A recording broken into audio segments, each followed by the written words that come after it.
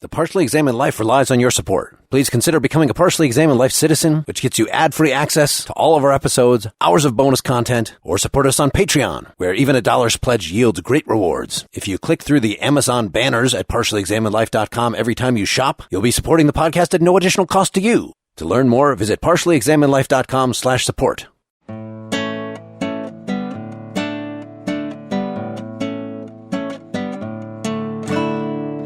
Hey, you're listening to the Partially Examined Life, episode 233 on Plato's dialogue Protagoras, part 2.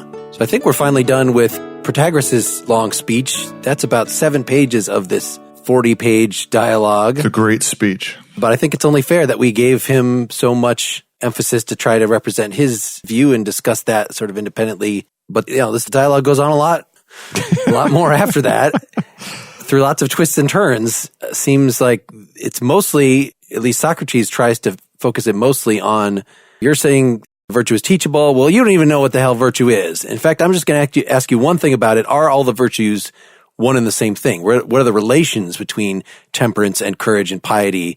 If you can't even say that, then you certainly don't know what virtue is and shouldn't be claiming to teach it. You are, in fact, as the translator put it in his introduction, you are a merchant importer of knowledge. You don't know actually what you're importing. You're passing on things you've heard, but you don't actually know if it's going to be good for the soul or not. Well, that last part, you pulling a Socratic trick there, right? Is knowing whether they're parts or not might be distinct from knowing whether they're good for the soul or not. Right. You might not know if it's good for the soul. You might know what it is, but you might not know whether it's good for the soul or vice versa. Because we never actually get to a resolution of is virtue teachable, because the dialogue actually ends by saying, well, I guess we really have to go back and look at what virtue is before we can determine whether it's teachable.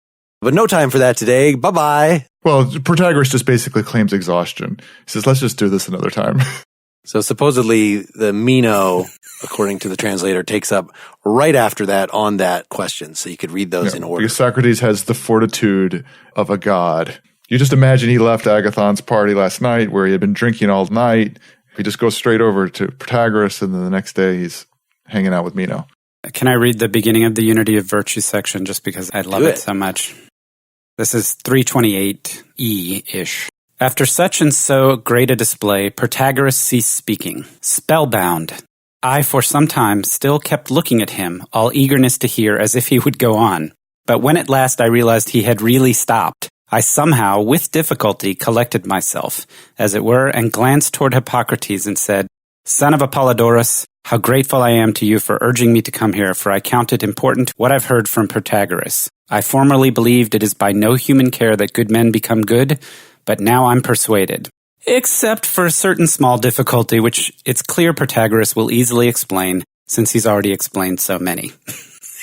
He's such a passive-aggressive douche. I wrote in my notes, here comes the Socratic buffoonery. Yes, that was the... Were you not reminded of, what is it, Peter Falk? What was his TV show? Columbo. Where you're so he's smart. like, it's all established. One thing I just can't figure out. And then you get them to incriminate themselves. Yep, exactly. Are the virtues like a face? Temperance is the nose, and piety is the mouth, obviously. Yeah, it's actually a super interesting question about parts and wholes.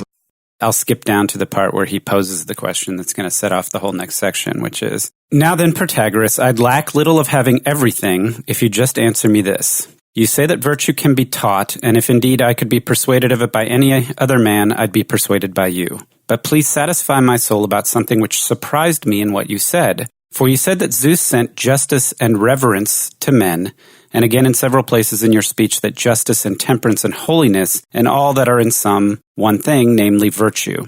Give me then a precise account of just this. Is virtue one single thing, but justice and temperance and holiness parts of it, or are these things I just now mentioned all names for one and the same thing? That is what I still want to know. This has echoes. I could not remember. There's another dialogue where he pulls this trick too, and I can't remember. Parmenides? Parmenides is just chock full of this whole and part stuff. Whole and parts thing. Maybe that's it, because we did that not too long ago, and it's still fresh in my mind. But yeah. And Protagoras' response is, why, that's easy, Socrates. Virtue is one, and what you ask about are parts of it. And off we go.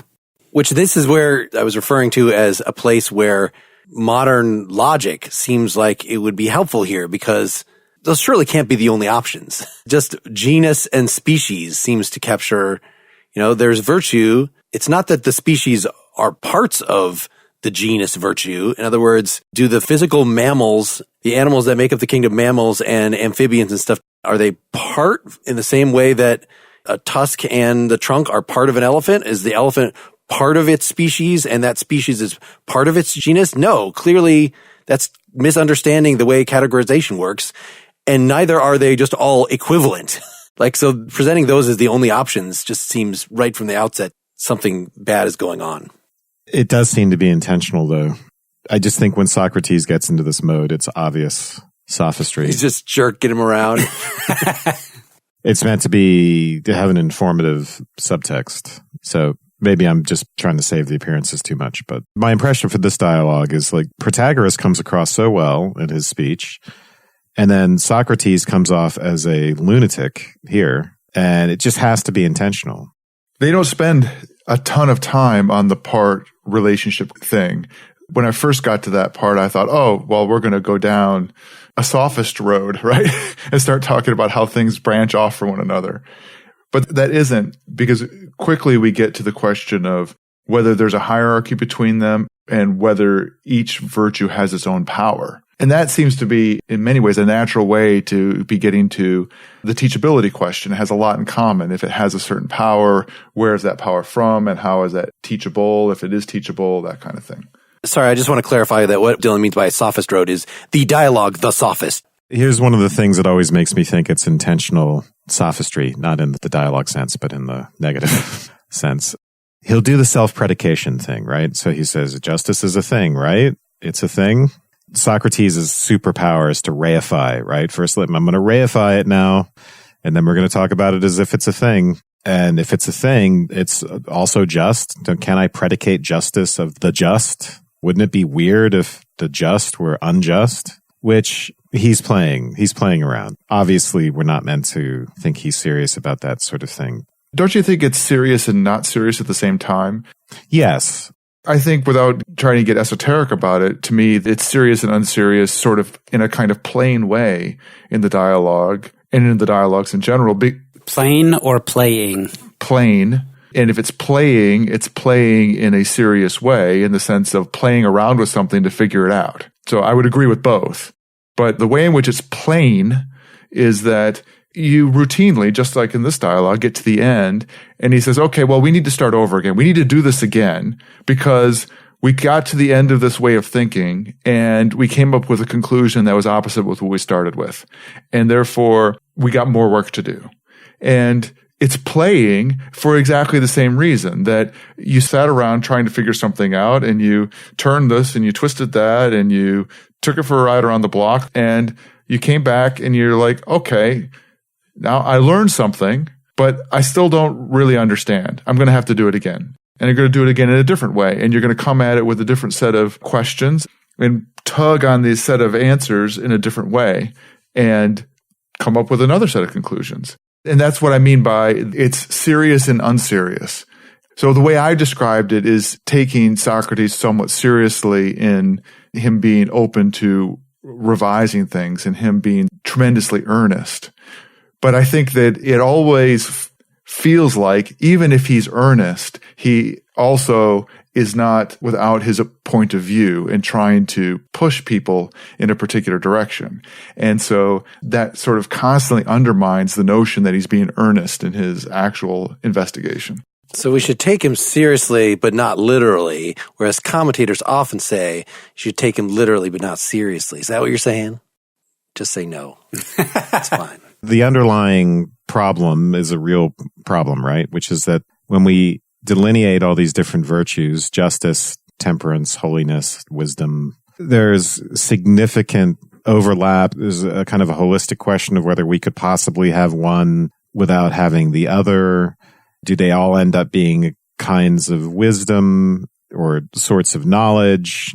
These are all real problems. And to say that they're all parts, he gets Protagoras to agree that they're like the parts of a face. And to say, he also gets Protagoras to agree that having one of them doesn't imply having all of them. I mean, that's what this gambit is going to do. It's going to show that, well, that's not exactly true, that they're too interrelated to simply say that they're all different in themselves and have their completely different particular powers. The idea is that corresponding to these words, to these names of things, are not discrete objects or discrete elements in an ontology. Whatever is going on at the level of ontology, there's a complex, interrelated whole, and what we're doing with the names is not simply picking out objects. I'm not sure what the alternative exactly is, because clearly they're not sort of de dicto the same thing. You're using different words, they make sense in different contexts. So to say they ultimately boil down to the same thing, I think our commentator, Alan, says, that doesn't mean they're actually the same thing. It means that they are metaphysically different elements, but they are always present in the same circumstances. That's the important, it's their metaphysical interrelatedness that's important. And so if you acknowledge that they are interrelated, well, on top of that, does Wes's description that they're all integral parts of a complex whole. I like that. It's not what Plato says. So it's difficult. He seems like Plato has much rougher vocabulary at his disposal. The ontology ultimately is psychology, and we'd have to get deep into a description of human psychology, I think. And so we would get a much finer grain, right? We wouldn't just get things in this psychology corresponding to justice and temperance. Those are macro level phenomena. And when we're doing psychology, we're going to be doing particle physics. So what's going on in the ontology is going to look much different. And the macro level phenomena are going to have significant overlap. They're not going to be discrete in of themselves as a person being just in some circumstance or temperate or both. And how are those things related? That's always going to be a complex question, because the discreteness, if there is any discreteness, occurs at a much finer grain level. Or the discreteness itself it doesn't express itself in the kind of ontological category, the way that Socrates frames it. Like you said, Wes, this idea that he reifies and predicates. And then he says, oh, well, if you're talking about opposites, there can only be one opposite, right? You can't have two things be the opposite of one thing. You've got a thing that's justice. You've got a thing that's holiness. Justice is just. Holiness is holy. But justice also has to be holy. But folly is the opposite of temperance. I mean, he goes on and he just spins a bunch of circles using essentially rules of logic about his ontology. I don't want to say Platonic ontology, but his ontology. And as long as you assent to that framework, which at least Protagoras and all of the other interlocutors do eventually, is because it's surreptitious through his naive questioning method. He doesn't come and say, here are the rules for things. Here are the rules for how predication works, right? He just says, you think justice is a thing, don't you? Well, yeah, it's certainly not a thing, but nobody ever says, well, what do you mean by thing? I do, but there's a great point in this dialogue right at the end of this section. They're going back and forth about the meanings of words and this reification and justice and piety. But as happens all the time, Socrates' interlocutors get really pissed off. And this is one of the things that's great about the dialogues. Wes mentioned that Plato's really good at powerfully presenting alternative points of view. And this is a good example at 334, after they're going back and forth and Protagoras is more and more reluctant to engage. And they're talking about whether things are good and bad. Protagoras says, yes, by Zeus, even when they're not advantageous to human beings, I still call them good. And at this point, Protagoras seemed to me spoiling for a fight and armed ready for answering. And then Protagoras goes on to have this great speech. Socrates asks him, which way do you mean it, Protagoras? Things that are advantageous to no human beings or things that aren't advantageous at all? Are you calling things that sort of good? And Protagoras says, not at all. I know lots of good things that are of no advantage to human beings, food and drinks and drugs and 10,000 other things, and other things that are advantageous. I know some that are neither one way nor the other for humans, but are so for horses, others only for cattle, and others for dogs, and some for none of these but for trees, and some that are good for the roots of trees but bad for the buds, such as manure, which is good for the roots of all plants when it's spread on them, but in case you might feel a desire to throw it on the shoots and young branches, it kills all of them. And olive oil, although it's thoroughly bad for all plants and most injurious to the hair of the rest of the animals other than that of the human being, is a boon to human hair and the rest of the body. So varied and multifarious a thing is the good that there is something that's good for the outside of the human body, but for its insides the same thing is the worst. Hence, all doctors forbid people in a weakened condition to use olive oil other than the smallest possible amount on the things they're going to eat, just enough to subdue any unsavoriness in their foods and sauces that might make the way of their senses through their nostrils. And there's a huge applause. So basically, Protagoras is saying, look, the good is different in different ways, and olive oil is a perfect example. Yeah, this is the closest we get to the man is the measure of all things in this dialogue, is this speech that you just gave. Yep. It's a completely reasonable point, right? Totally. And then after which Socrates throws a tantrum and says, you got to stop making these long speeches or I'm going to leave. And we're not going to have this discussion anymore. He does. This is another hint, obviously, that Socrates is intentionally being a sophist. And when he can't do that, obviously what Protagoras is saying here is right, that when we talk, we can't just say the good. We have to say good for what and to who and all that stuff. We have to relativize it for it to really make sense. And a lot of Socrates' moves depend on trying to avoid that sort of thing and simplifying. I mean, he does it when I said, like his superpower is to reify. He has a point in doing that. He does it so he can smash it. It's like dropping something into liquid nitrogen so he can show how brittle it is and destroy it and then imply that it's got to be much more, like I said, there's got to be a much finer grain that we have to do particle physics instead. Can I just look at one of the arguments Seth mentioned before this of opposites to show that temperance and holiness are the same and wisdom? You just look at, well, what is the opposite of each of these? The opposite of wisdom is obviously folly. Well, but the opposite of temperance is also folly. Oh, okay. Well, if they both have the same opposite, well, everything just has one opposite, right? He has already gotten him to agree on that, whereas really he shouldn't have agreed with that. He should have, in different respects. I mean, what is the opposite of day? The opposite of day could be night. The opposite of day could be the end of all time, or something, something that is in one respect. You take the adjective and you flip it in some respect.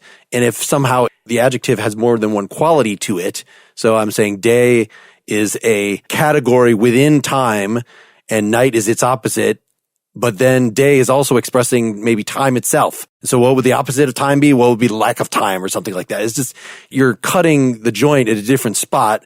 And clearly, so the way that the opposite of temperance is folly, well, it's folly about being intemperate. It's just not generally folly, which seems like the opposite of wisdom is generally folly. And he need not do any of this, right, to make the obvious legitimate point that underlies all of this, which is that temperance and wisdom are intimately related, right? Aristotle tries to spell out some of this, right? I think he tries to tell us how practical wisdom is related to temperance. So you might say things, well, is temperance a kind of wisdom, or is there a kind of wisdom that's implicated in temperance? Are there causal relations? Do we break it down into smaller pieces and show the relationship between those pieces? Whatever you want to do. We have to do something like that. Obviously, they're implicated in each other. But what he does here, right, is, it's this very simplified version designed to put his interlocutor in a bind.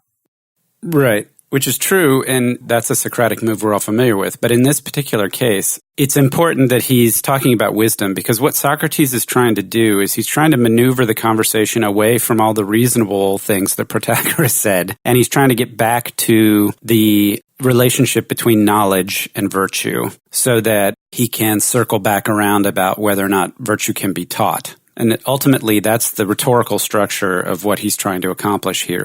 And it's kind of opaque, I think, when he's talking about temperance and wisdom and folly and opposites. But as the conversation evolves after he settles down and they convince him not to leave and that there's going to be a middle way where Protagoras will talk more briefly and less expositorily and Socrates will do the opposite. There's the discussion about courage. and whether it's possible to be basically ignorant and courageous, or do you need to have wisdom or knowledge to be courageous? And I think that brings it out a little more clearly, even though that's a very hard conversation to follow. It's not quite here, right? It's after the Simonides discussion, after that interpretation. Which we could probably save to the end, because it is kind of just an interlude. But let's talk about, while we're on the unity of virtue, let's talk about courage. Yeah. Ultimately, Protagoras agrees that several of the virtues are like one another, but that courage is made distinct insofar as they're like wisdom. So piety and justice and wisdom are all sort of the same sort of thing, but courage stands out as not being like wisdom because the courageous person is audacious. And so they commit acts that seem to be unwise. And if someone was wise, they would not necessarily be courageous. And so those two things seem to be different. And yet courage is part of virtue. It's one of the parts, correct? Courage is part of virtue, but it's not the same as wisdom, because the act of being courageous would require people to do acts that are unwise. Or it could. It could. Courageous people might do unwise things. Right. This is all right around 349D. And then Socrates tries to say basically that courage is just a sort of confidence in what you can do. Otherwise, if you have that confidence, you're just mad. He tries to assimilate it back to wisdom. Through knowledge. The courage becomes a kind of knowledge. And then Protagoras says, well, then you could just say strength is wisdom too, because it involves knowing how to wrestle, for instance. And then he'll say, and look, what I'm not saying, for instance, it's not that all powerful people are strong. Strength is just one kind of power, and there are different kinds of powers, and you can say the same things with courage. There are different sorts of courage. Some of it comes from madness or from anger, and some of it comes from knowledge. And that's the point. They seem in a way to be agreeing and just disagreeing on semantics, but that's what happens is that Socrates gets Protagoras to agree to redefine courage as only the good kind of courage, only the wise kind of courage. And it's by pulling it apart from the word bold that you might think that those just mean the same thing. But no, boldness is going out and taking on the challenge regardless of how tough it is. And it might seem like that is always a virtue, that, wow, there's something admirable in how bold that person is. And the more danger they're confronting, the better. But really, if they're confronting something that is just going to wipe them off the map and there's not a real purpose, it's not going to gain an advantage, they're sacrificing themselves in the face of this, then that's not actually something we want to encourage. And so we're not going to call it courage at all. We'll call it boldness, but it's unwise boldness, therefore not courage. Courage is a virtue, so by definition, it is always good to pursue courage. And so if you look at something that looks like courage that actually would not be a worthwhile sacrifice, that is just merely foolish, then let's by definition rule that out of being courage in the first place. Right. And by doing that, where he helps Protagoras disambiguate courage and boldness and associate wisdom with courage, then that's going to make courage accord with the other parts of virtue better. But it's also going to allow him to say, oh, well, wait a second, if wisdom is required for courage, then isn't wisdom required for all the other parts of virtue? And then isn't virtue knowledge? And it's knowledge of the good.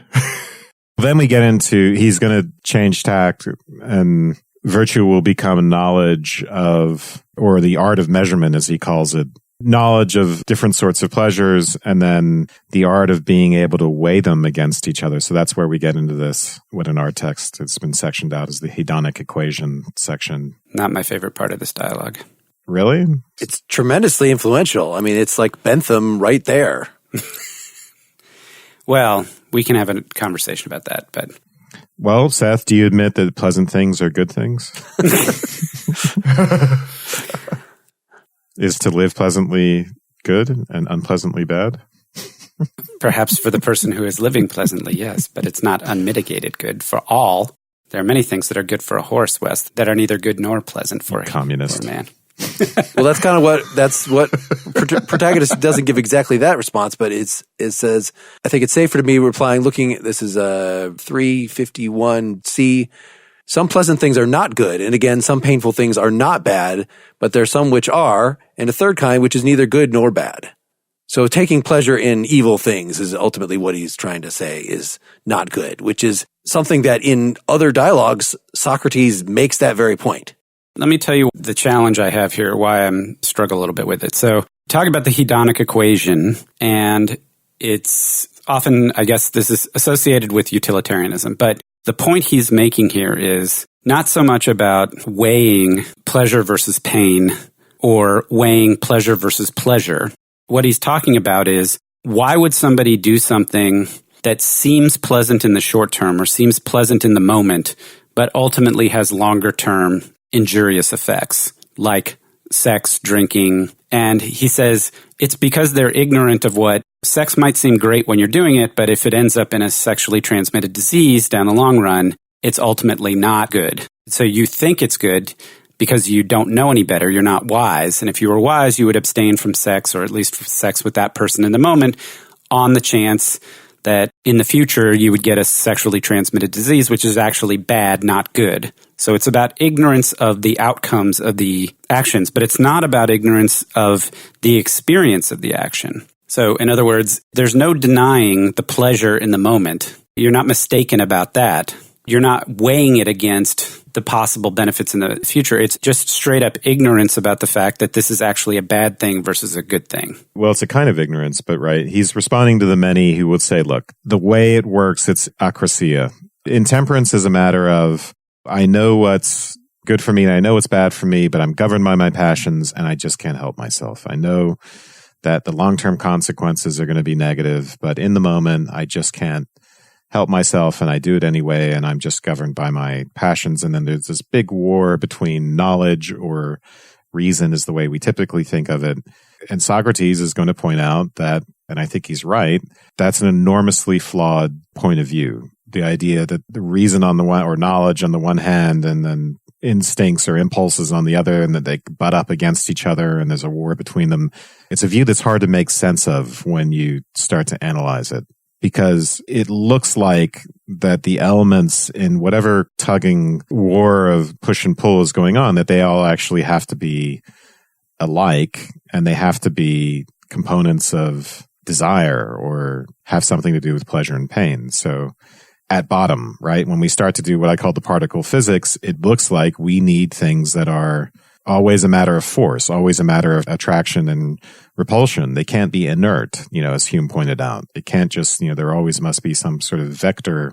And so the idea here is that really what we might think of as that struggle between knowledge and passion comes down to a competition between passion and passion. It comes down to the weighing of pleasures and pains against each other, so that when we are intemperate, it is actually a failure of knowledge. It's not that I don't know abstractly that in the long term something is bad for me. It's some other deeper type of knowledge. It's that, so when I say, for instance, I'm going to eat this piece of cake, I know it's bad for me, but I'm going to do it anyway because my desire just wins out in the moment. The theory here isn't that, I didn't really know that the cake was bad for me in the long run in some abstract sense, but that there's something else I don't know that truly allows me to weigh the pleasure of the present versus the pain of the future. Does that make sense? Am I explaining that well? That makes sense in terms of what the Socratic argument is. It seems like a separate question of whether knowledge works that way. Right. I think we got a much greater treatment of this in our Aristotle on incontinence episode. I guess the point I'm trying to make is it feels like what he's describing is a mechanism of the general incapability of people to project into the future and weigh the possible or the not existent, not real with the present.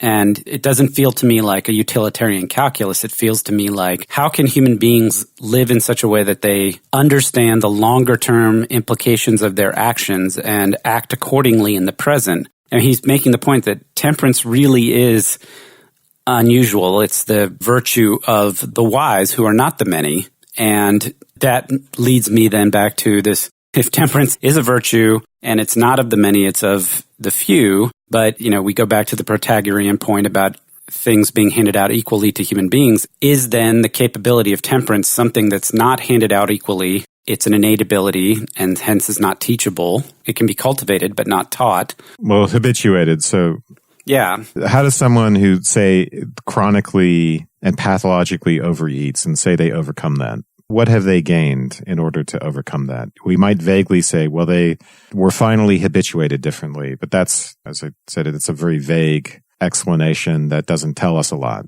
Or if we're, contemporary, in the contemporary therapist frame of mind, we might say, well, I helped them overcome certain emotional problems that eating was somehow a solution to. So I might give this, and again, this is a very vague explanation, but this explanation in terms of some sort of therapeutic component that led to the rehabituation, right? That allowed them to be rehabituated. But ultimately, do we say that that's a kind of knowledge? Once a person makes that transition, haven't they gained a certain kind of knowledge? And I think that's what Socrates is onto here.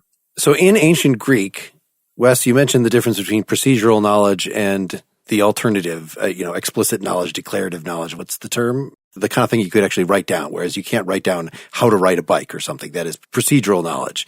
This is why I was having trouble thinking of, it's knowledge simpliciter versus procedural knowledge. That the word knowledge in our language implies that it is not something that your bones and your muscles know. It's something that your brain knows and that you could potentially teach to somebody else. Is that inherent in the Greek term as well for knowledge? Or is knowledge kind of neutral in Greek between whether it's explicit or not, whether it's verbalizable? Something for a Greek scholar to write in and tell us, because it obviously makes it very different if you're saying, oh yeah, the Platonic take on virtue is that virtue is knowledge, which is actually our translator says that's actually wrong. That he explicitly argues against that in the Republic and other places. But certainly in this dialogue, this looks like what he's arguing throughout here, right? That temperance is wisdom, that all these things are wisdom and wisdom is knowledge. Maybe he's ironically doing Protagoras' work for him. Socrates says, wow, it's weird. At the end of this dialogue, it looks like if I'm saying virtue is knowledge, knowledge can be taught, right? But I guess it's a question still, like, what kind of teaching is it? Is it laying out doctrines, or is it habituation in the way you were talking about, Wes? So this is all about the distinction between explicit and procedural knowledge, and the distinction between the typical sorts of teaching as occur in the arts and as opposed to the therapeutic approach, which becomes a dominant, the virtue ethics tradition that grows out of this, right, is very focused on the therapeutic. We saw that in Aristotle and Epicurus, and, the Stoicism is sort of the height of that. I just looked up in my lobe, at least in this section, what the word knowledge is being translated. It's episteme, right? It's the one that you're used to seeing. I suspect it's neutral. I think it's a fairly broad term, and it allows for these sorts of arguments around it. Exactly. It may be that there's another word that's used in Greek, and maybe somebody will take up Mark's call for a Greek scholar to chime in there. But my guess is that's one of the sources of the richness of the dialogue or the conversation, just like it is in English, about what kind of knowledge are we talking about. We end up having adjectives to qualify different kinds of knowledge in order to get at that distinction, but acknowledging that they're both kinds of knowing. Well, and wisdom is nicely ambiguous in English too. That I'd say even more so, when you're considering, the wise man, what is the wise man? That it could be just not that there's a lot of doctrine involved in being wise. Maybe being wise is actually a state of Zen-like simplicity or something. So it's completely habituated, implicit, not what's explicit might be a bunch of sayings that are very hard to decipher that then, a scholar would have to then, unlike the wise person, have to answer to.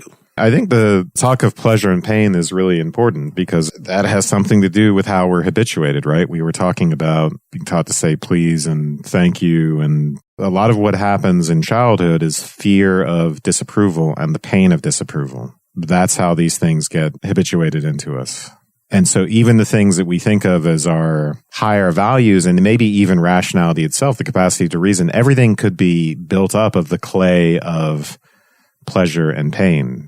Or the instinctual, right? The instinctual, and this is part of Nietzschean kind of thesis. Our morality is the stuff that morality is made of is power. It's or will to power. It's thrasymachon at bottom. And then you could say the same here. At bottom, even what we call rationality is composed of pain and pleasure. That would be our deep particle physics of all this stuff. Not saying it's right necessarily, but it's a very serious contender for all this stuff. So you don't just get, hey, here's reason, and that's one type of thing, and it's radically different from desire, and those two things conflict. You say everything deep down there's an atomism to it, and the atoms are the same in some important sense, and then the rest, the macroscopic phenomena, emerge from that. Reason and desire emerge from the same. I mean, just thinking back about rules for the regulation of the mind and Descartes, it's hard to understand the process of figuring out that leads you to the clear and distinct, except to understand that the clear and distinct has something of an erotic allure to it that draws you to it such that you are both attracted to it and can feel its distinction. I will admittedly say that I've just, given a very kind of Socratic interpretation of knowledge. Knowledge is attractive and erotic. Or as the pragmatist might point out, there's a psychology to, say, truth-seeking, right? It has to be gratifying, and we learn to recognize the true by virtue of the fact that it gratifies, in some sense. So if we think that teaching virtue might be more habituation than laying out explicit doctrines, it seems actually that the other sophists that Protagoras disses might actually be doing that more directly, like the way that you train, as in Descartes, the way that you train someone to be in a position that they will be virtuous, that they will be temperate, is to make them focus on geometry and astronomy and other things. If you can stifle your urge to chaos enough to sit still and study things, it's like paint the fence. Wax on, wax off. Exactly. These indirect methods of teaching. And Protagoras is saying, you won't get that with me. I'm just going to lay it out for you. Every day, I'm going to make you better and better in this particular way. I'm going to give you more power through better speech to control your space in the social scheme. It's like doing the liberal arts versus being indoctrinated. Learning to be free, learning to develop, even though I hate this phrase, critical thinking skills. Or just absorbing, doctrine and being able to repeat it. And there's always this tension, to use the example of the liberal arts, there's always this tension between the process of becoming competent at something and whether or not it's attaining the sort of broader goals of inculcating sensitivity of choosing things and and other kind, all the characteristics that seem to be unteachable about preference and quality and justice and moderation, and whether those things are actually an outcome of something like a liberal education or not, and whether or not they come by accident or on purpose, the way Protagoras says they do. So does Protagoras actually end up agreeing that what he teaches is the art of measurement? So this is what Socrates has laid out, this hedonistic calculus, which is just the heading given by our editor here. Then, right, the reason that people feel like they're overwhelmed by their urges as against their better judgment is because just like something physically in space looks like it's bigger if it's up closer, it's not habituation. It's more knowledge. It's more explicit knowledge that lets you put off immediate pleasures in order to take a hold of longer term greater goods. It's just like learning these facts about optics. You learn those facts about, I guess it's still open from that, whether it's just facts or whether it's... I took this to be more procedural. So he says measurement renders the appearance ineffective. So we've learned something, what we literally see when we look out into the world, it's not what we see once it's interpreted. So we're seeing things in 3 dimensions, right? Our interpreted field of vision is in 3 dimensions and all that stuff. But if we were to take it literally, right, instead of seeing my rectangular desk at an angle, I would see a trapezoid or something like that. Do you understand what I'm saying? So we automatically interpret it and see it as the rectangle. The theory wouldn't help us there to do that. So it has to be integrated. Yeah, it's not a rhombus, right? You know that the top of the glass isn't an ellipse, but it's a circle. Some illusions are easier to dispel than others. I think this analogy to illusion doesn't actually answer the question of how much explicit knowledge versus how much procedural knowledge would be involved in this training. Which is why I wanted to figure out, it seems like Protagoras agrees to this, right? In fact, virtue is teachable, And thanks, Socrates, for spelling out this whole everything boiling down, according to the opinion of the many, in any case, that the many, if they were consistent, they shouldn't believe that weakness of the will is possible. They should believe that people make these mistakes about long-term versus short-term goals through lack of knowledge. And I, Protagoras, that's exactly the kind of stuff that I'm going to teach. I'm going to make you better and better every day at being able to measure and internalizing that measurement scheme. So therefore, yeah, there is something that Protagoras is teaching, and maybe you should submit the tuition. In fact, he has a money-back guarantee. So unlike us, you can keep your first pair of underwear without no questions asked. If you've not listened to our Mack Weldon ads, you will not get that joke, but there you go. But nonetheless, he is stymied at the end. What is the part of the text where Protagoras is driven to silence? 360D and E. Here he was no longer even willing to nod agreement and was silent. And I said, "Why do you neither affirm nor deny what I ask, Protagoras? Finish it by yourself," he said. "I have only one question for you still," said I. "Do you think still, as you did at first, that some people are extremely foolish but most courageous?" "I think you're contentiously eager for me to answer, Socrates," he said. "Well, I'll gratify you and say that from what's been agreed, it seems to me impossible." And at that point, Protagoras is like, "All right, enough of this nonsense." he does say at the very end, "I admire your earnestness, Socrates, and your way with arguments. Actually, I don't think I'm a bad man in other ways, and I'm least of all men envious. Indeed, I've told many people that among everyone I've met, I especially admire you far beyond others of your age, and wouldn't be surprised if you become famous for your wisdom. As for these matters, we'll pursue them later when you wish, but now it's time to turn to something else." And then Socrates leaves.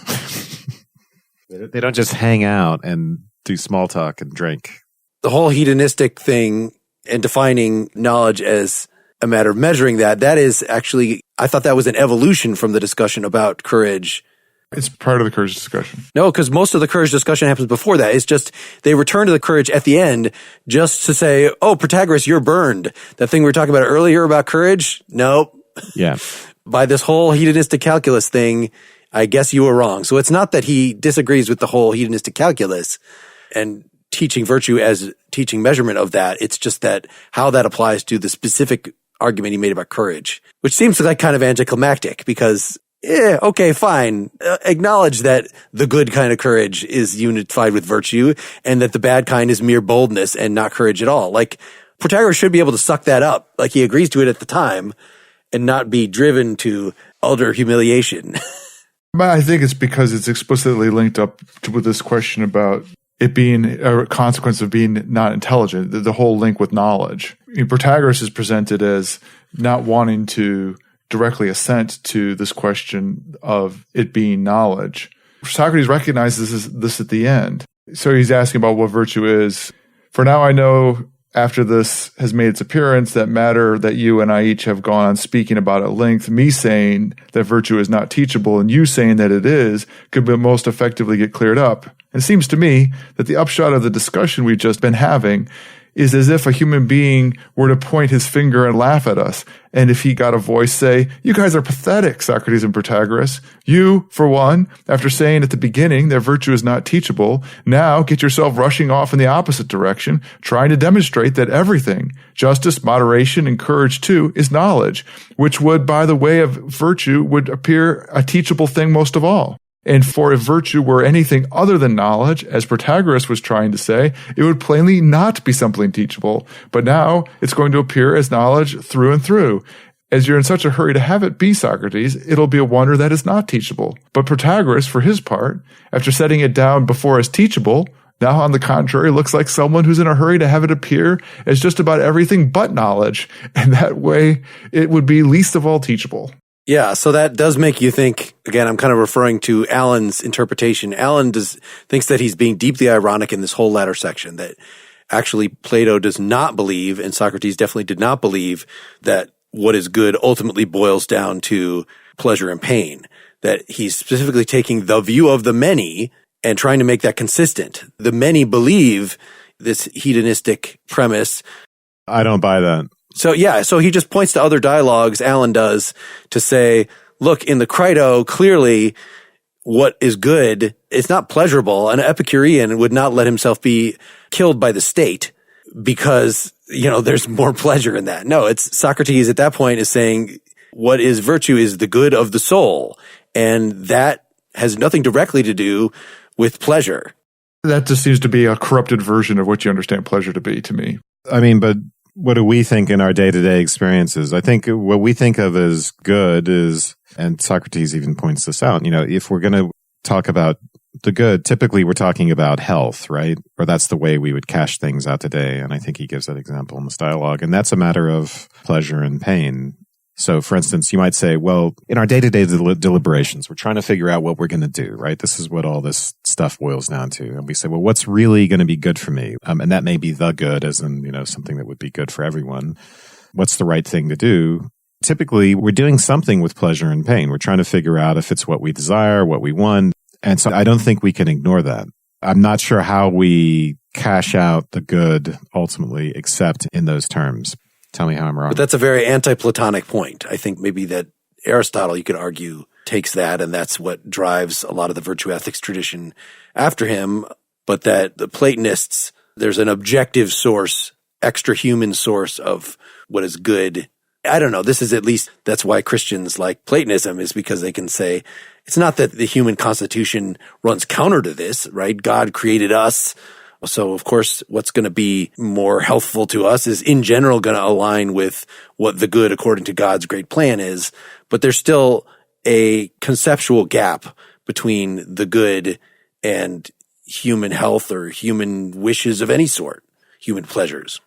I guess the conflict we're running into is, maybe this is why Alan calls it ironic, this whole section on the hedonistic calculus, is if you look at, just take the Republic, where the question is put forward regarding the just man, the most virtuous man, and that the one, the greatest test will be that they're willing to suffer and be known as the most unjust, even though they're the most just, and suffer all the consequences of being recognized as being unjust when they're not. Right. We can't just point to suffering, because we can always look at the way that's balanced out by future pleasure or different sorts of pleasure, right? So I might suffer, I might sacrifice myself, the thing that Nietzsche was concerned about, right? I might sacrifice myself entirely, but there's the pleasure of being the martyr. There's the pleasure of having that self-concept as the one who does that. So even if I allow myself to be tortured, there might be a countervailing pleasure. This was my source of my comment earlier about having the right understanding of what kind of pleasures there are, and that pleasures aren't necessarily physical. That sort of becomes part of the challenge of the whole conversation, is that the paradigm of pleasure ends up being physical, which is why hedonism gets a bad name. But if you have a hedonistic calculus that understands pleasure as being something that transcends the physical, then it becomes easier to understand. And Epicurus actually advocated a kind of asceticism because of that. Despite what I just said about Christian interpretations of Plato, I think Aristotle is right in following Plato that virtue has to boil down to the health of the soul, like anything more objective than that. Even if you say, okay, well, Plato believes in forms, and what is the good is what accords with the form. Well, the form enacts itself through the structure of the soul. So it still does come down to health of some sort, but not, like you were just saying, Wes, that health, the way we think about it, ultimately shows up in terms of pleasure and pain.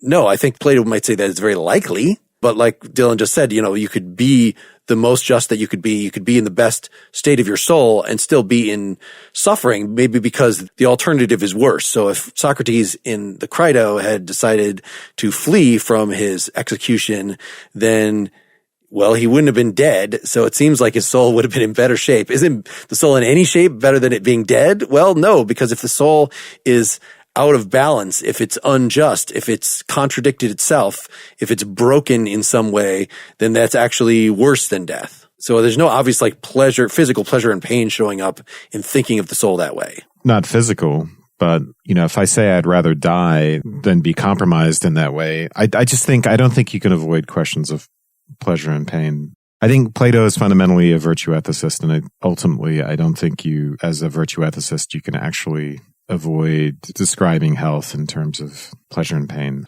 One of the reasons I would agree with that isn't so much in this dialogue, but is in something like the Symposium and the interpretation regarding the good and knowledge as being fundamentally erotic, and that it comes right out of our education and love and our physical attraction to things, that there's a deep analogy in the experience of our bodies and the wants we have and the kind of wanting we have for knowing things is directly analogous.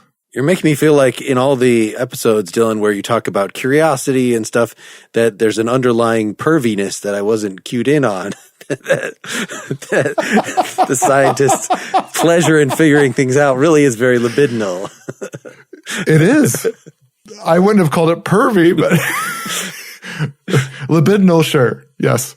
That put me in mind in Wes's comment about pleasure and pain and virtue ethics. At 348D of this dialogue, when they're revisiting the unity of virtue, Socrates says, "So I said, Protagoras, please don't suppose I wish anything else in discussing with you except to inquire into what I am myself often perplexed by. For I believe Homer is surely right in saying, when two go, one observes before the other. For we're all somehow more resourceful in every deed and word and thought when we're together. If a man observes alone, he forthwith goes about seeking someone to show it to, and with whom he can confirm it. That's exactly why I'd rather discuss with you than anyone else, believing that you can best examine the subjects a good man naturally considers, and especially virtue."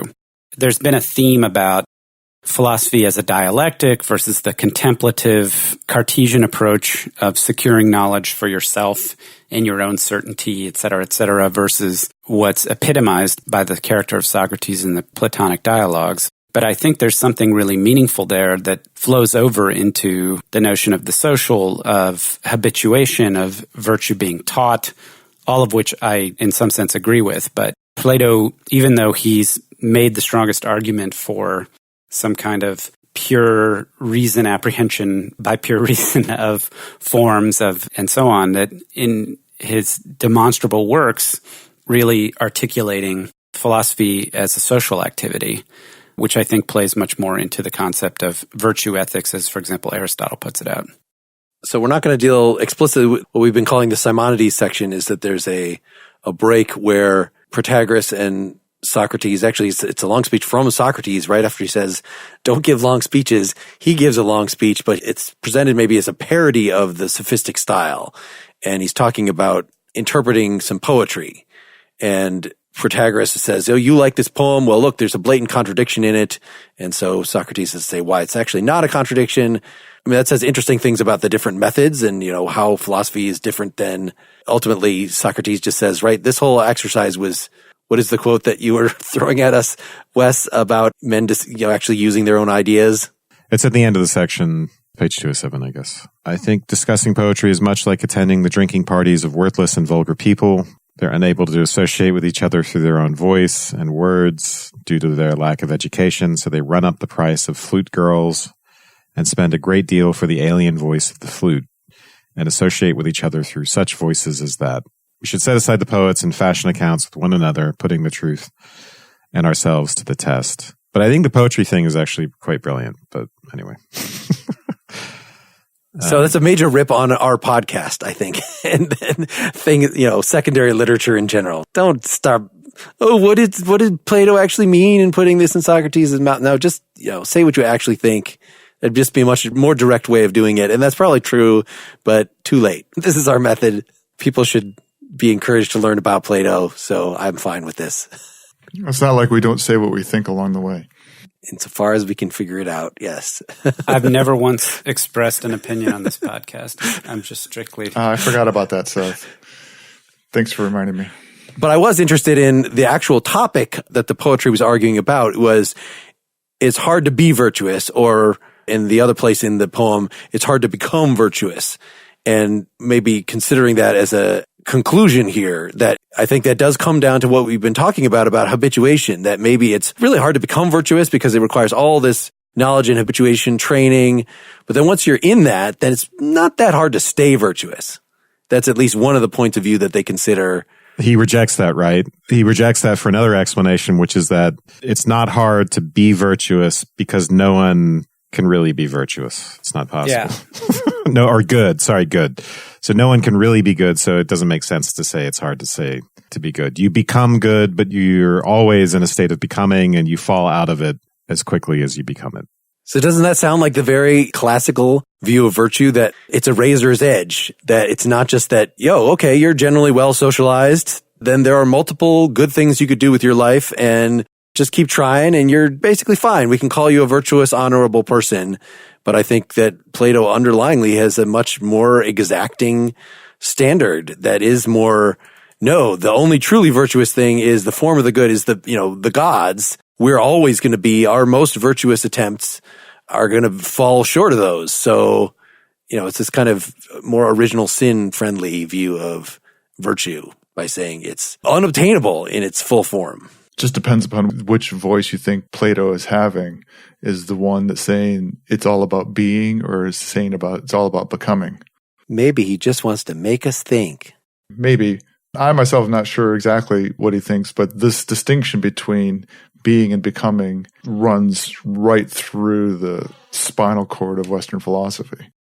Any last closing thoughts? I guess, I started off because I was looking for man is the measure of all things. I was looking for direct contributions to our social construction thing. So I was disappointed at first, but then looking back through it, I really enjoyed this stylistically, certainly more than Parmenides or Theaetetus. Like this is one of the dialogues I would more recommend to people. And it raises a lot of interesting things, but it didn't blow me the way you were describing, Wes, that why did this blow you away? I don't know if that's really been conveyed in what you've said. It blows me away because all of these questions, I think it's such a skillful way to get you to grapple with some of these very interesting questions about the teachability of virtue and the role of pain and pleasure and all that. I think as our conversation illustrated, I think we did a good job of getting into some of that, early on with the whole question of the political art and whether that's like other kinds of arts. But the main thing is it's a much more balanced dialogue in the way that, because Protagoras gets to say a lot and he says things that are really good and interesting. And then Socrates the stuff that he does that's sophistical is so obviously outlandish. It gives the dialogue an air of like craziness or just being really outlandish in parts. And I just thought that was great. I just thought it's so obvious that what Socrates is doing in terms of just saying a bunch of crazy stuff. I don't know. And yet the subtext of it is so sophisticated and fascinating. It's that tension between like I said, the weird simplifications that he does, dropping things in liquid nitrogen so he can smash them, and the sophisticated subtext underneath. Seth or Dylan, nothing else? I'm good. Nothing further, Your Honor. Next time, we're going to do more of Simone de Beauvoir's The Second Sex. I thought we'd focus on relationships. So there's a chapter, The Woman in Love, and Myths, Chapter 1. Please tell us what you think about this. Tell us what else we should cover. Comment on the blog post at partiallyexaminedlife.com. Respond to the postings on Facebook. Tweet at us. And today's closing song could perhaps be an advice for many a philosopher. The song is called Make It Clear by Feelies. I interviewed their frontman on Nakedly Examined Music number 41. Please find that at nakedlyexaminedmusic.com. Good night, everybody. Good night. Good night. Good night.